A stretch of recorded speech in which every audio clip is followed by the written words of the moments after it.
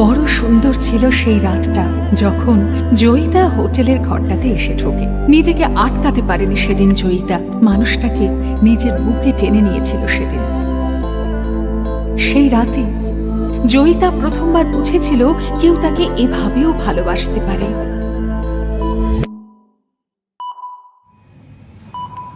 সেই রাতটার পর 7 মাস কেটে গেছে। জয়িতা সেই রাতে নীলাদ্রির সাথে কাটানো মুহূর্তগুলো ভুলতে পারছিল না। বিদেশ থেকে আজই কলকাতায় ফিরছে নীল। বাচ্চার বাবা কি আসছেন? জয়িতার মনের মধ্যে হাজারো প্রশ্ন ছুটে চলেছিল। গত 7 মাস ধরে সে এই কথাগুলোই ভেবে এসেছে। নীল কি এই প্রেগন্যান্সির খবরটা পেয়ে খুশি হবে? তোমার মনে আছে তুমি যখন ইন্ডিয়াতে ছিলে? জয়িতা, এটা তোমার 7 মাস চলছে, যতটা পারবে নিজের খেয়াল রাখবে। ওর কি নীলের সাথে বিয়ের ব্যাপারে কথা বলা উচিত? ও কিচ্ছু বুঝতে পারছিল না। বাচ্চার বাবা কি আসছেন? জয়িতা, বলো না কি বলছিলে। যদি বাচ্চার বাবা আসে তবে ওনাকে কিভাবে কি করতে হবে সব বলে দিতাম। একা সকলের সাথে লড়ার কল্পনাতেই জয়িতা ভয় কেঁপে উঠছিল। ও আজকে নীলকে সব কথা বলে দিতে চাইছিল।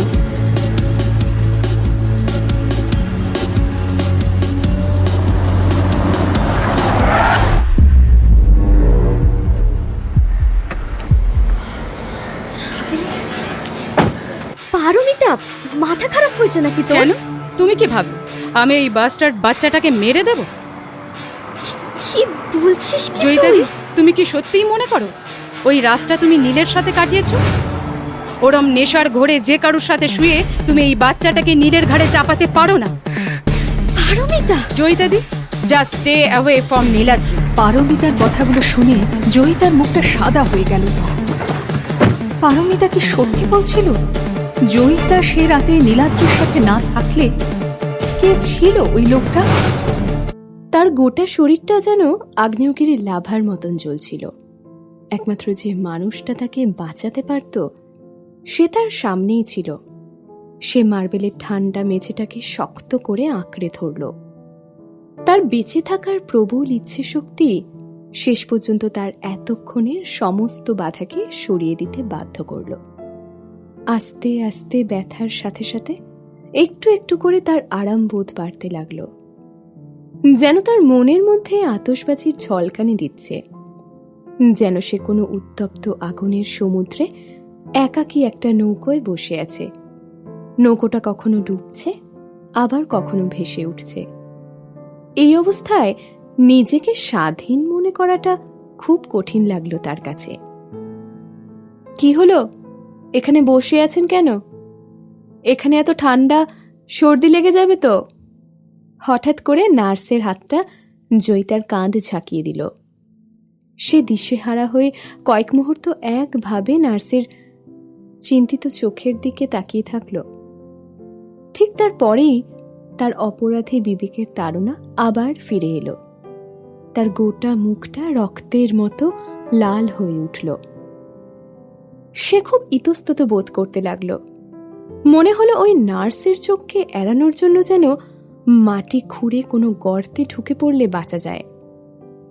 ছি, যদিও ওই মাতাল করা রাতটা কেটে গেছে অনেক দিন হলো, তবুও সে নীলের সাথে সাজানো স্বপ্নগুলো যখন গোছাতে ব্যস্ত ছিল, ওই জল জলে রাতটা মাঝে মাঝেই ফিরে ফিরে এসেছে।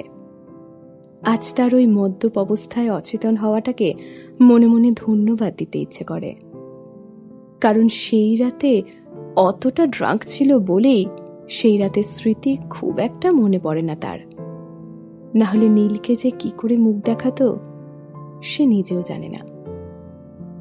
নার্স দেখলো জয়িতা শেষ পর্যন্ত তার জড়তা কাটিয়ে উঠেছে। সে রিপোর্টগুলো তার হাতে দিয়ে বলল, আপনার প্রেগনেন্সির হেলথ রিপোর্টগুলো নিতে ভুলে যাচ্ছেন। ডক্টর রায় হয়তো নেক্সট উইকে আবার আসবেন। জয়িতা আলতো হেসে রিপোর্টগুলো নিয়ে পার্সে ঢুকিয়ে দিল। নীল বিলেতে পড়তে গিয়েছিল, কাল রাতে ফিরেছে। রাতে ওর সাথে দেখা করার কথা ভেবেই জয়িতার কেমন ভয় পেয়ে উঠল। কারণ নীল যেখানে থাকে সেখানে সহজে যাওয়া যায় না। আর তার পেটে যে শিশুটি বড় হচ্ছে তার বয়স 7 মাসেরও বেশি।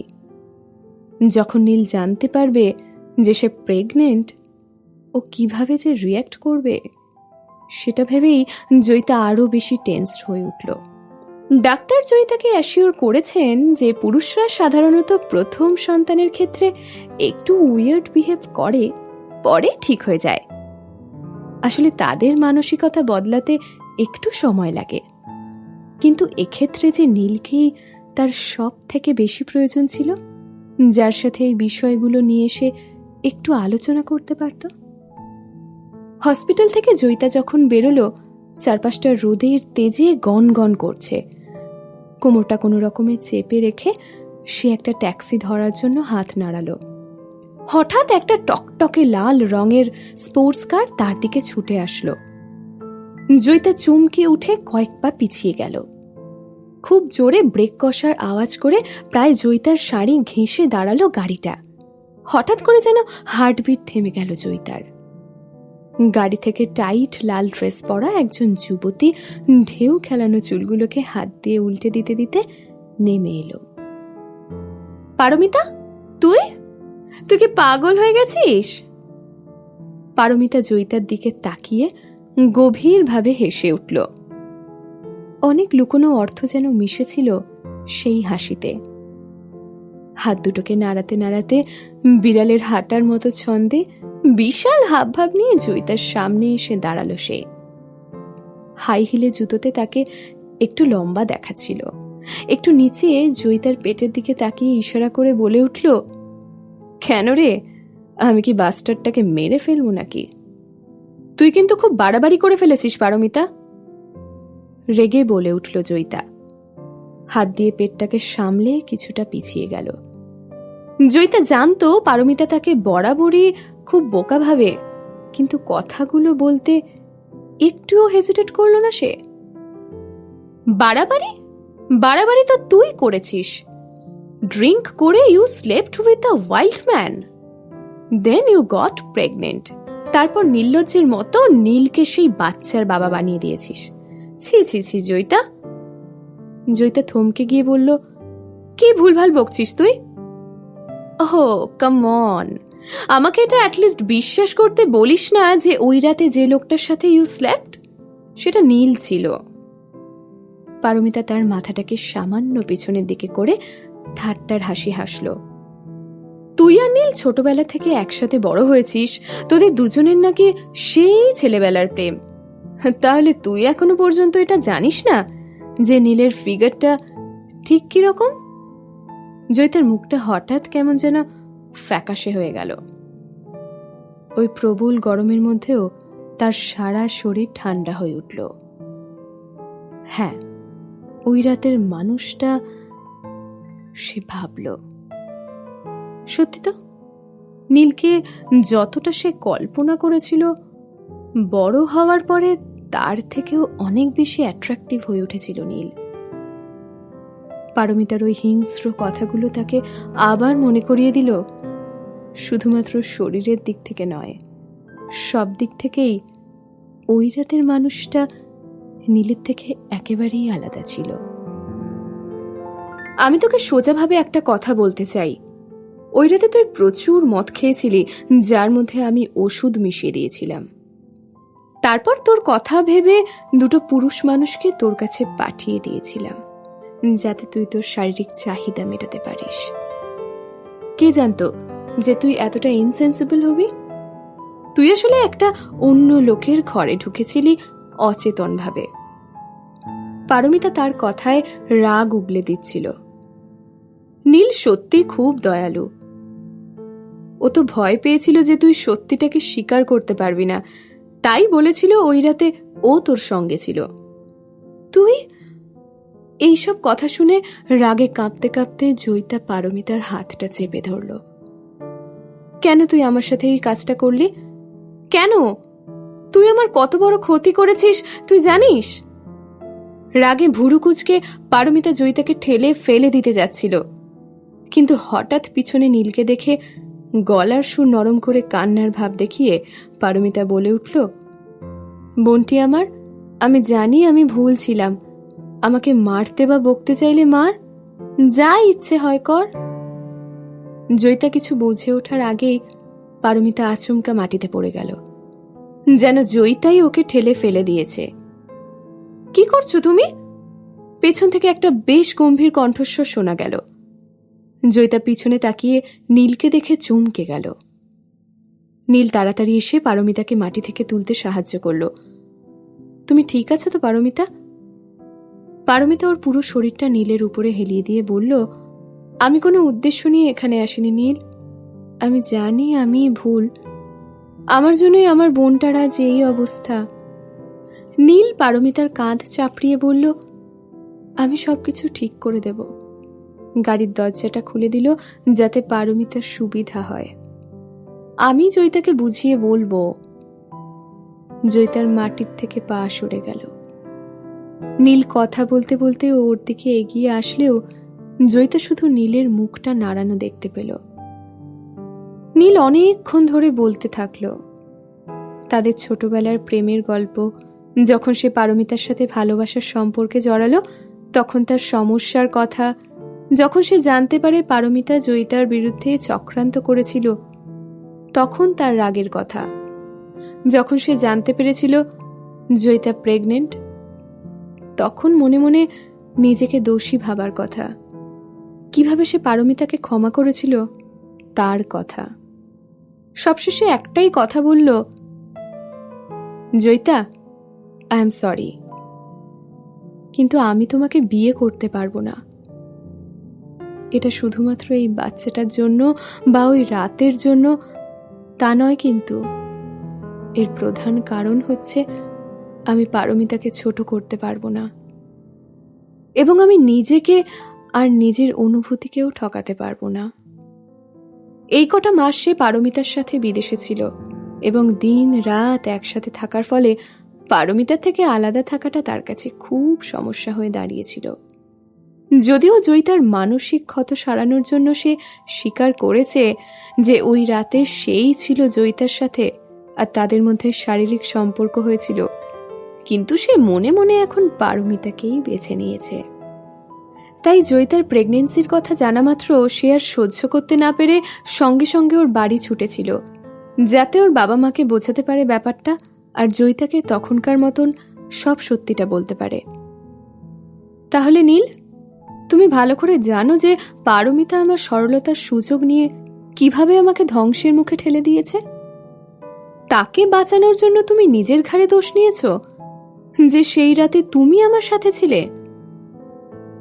জয়িতা শেষ পর্যন্ত নিজের মুখ খুলল। সে শান্ত স্বভাবে নীলের দিকে তাকিয়ে এমনভাবে কথাগুলো বলল যেন তার নিজের আত্মা তার শরীর থেকে দূরে সরে যাচ্ছে। নীল বলল, দেখো জয়িতা, পারমিতা কোনো উদ্দেশ্য নিয়ে এই কাজটা করেনি। ও তো এখনো অনেক অল্প বয়সী আর আবেগপ্রবণ। জয়িতা হতাশার সুরে নীলের মুখের দিকে তাকিয়ে বলল, তাহলে আমার কি হবে নীল?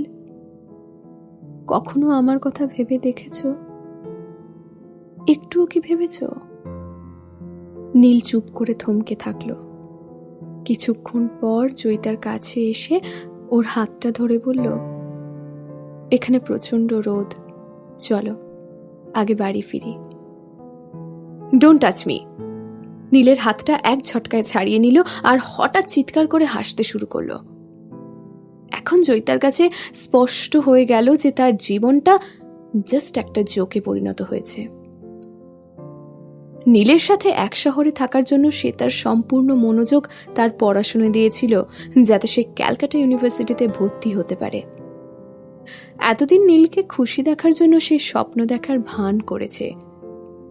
তার মধ্যে বেড়ে ওঠা সন্তানের কথা আর ফ্যামিলির সন্তানের কথা ভেবে সে তার দত্তক নেওয়া পরিবারকে ছেড়ে এসেছে। প্রচণ্ডভাবে চেষ্টা চালিয়ে গেছে এই তথাকথিত ছদ্মবেশী মানুষগুলোকে খুশি করার, আর সবশেষে তাকে আজ কি শুনতে হলো? একটা লাইন, আমি পারমিতাকে ছোট করতে পারবো না। পারমিতা তার জীবন থেকে তার পরিচয় চুরি করেছে, তার নিজের রক্তের বাবা মাকে দূরে সরিয়ে দিয়েছে, কিন্তু এখন তার জীবন থেকে তার ভালোবাসার মানুষটাকেও ছিনিয়ে নিচ্ছে। পারমিতা এখন নাকি অল্প বয়সী, তাই তার সব ভুলকে ক্ষমা করা যায়। তাহলে তার জীবনে যেগুলো ঘটল তার দায়িত্ব কে নেবে? এমনকি সে এটাও জানে না সেই রাতে তার সাথে কার সম্পর্ক হয়েছিল। জয়িতা নিজের মুখটা ঢাকল। তার সারা শরীর মারাত্মকভাবে কাঁপছিল। সে হতাশার অনেক গভীরে চলে গেল। নীল খেয়াল করল জয়িতা থমথমে ভাবে রাস্তার দিকে এগিয়ে যাচ্ছে। আঙুলে রাখা সিগারেটটা ফেলে সে জয়িতার পিছু নেওয়ার জন্য প্রস্তুত হলো, কিন্তু আচমকা পেছন থেকে পারমিতা ওকে টেনে ধরল। বলল, কোথায় যাচ্ছ? আচমকা নীল প্রচন্ড জোরে একটা চিৎকার শুনল। জেব্রা ক্রসিং এ রাস্তা পার হওয়ার সময় একটা গাড়ি এসে জয়িতাকে ধাক্কা মেরে বেরিয়ে গেছে। রক্তাক্ত অবস্থায় জয়িতা মাটিতে পড়ে আছে। সবাই চিৎকার করছে, আরে একজন প্রেগনেন্ট মহিলার অ্যাক্সিডেন্ট হয়েছে, ওনাকে বাঁচান।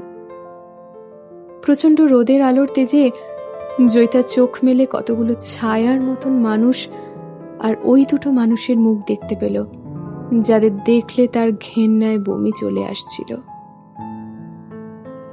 অসহ্য পেট ব্যথায় আস্তে আস্তে সে জ্ঞান হারালো। সে একবার শুধুমাত্র চোখ খুলে তাকালো এবং তার কপাল থেকে কাঁচা রক্ত চুইয়ে চুইয়ে তার চোখে এসে পড়ছিল। আস্তে আস্তে তার সামনে সব অন্ধকার হয়ে গেল।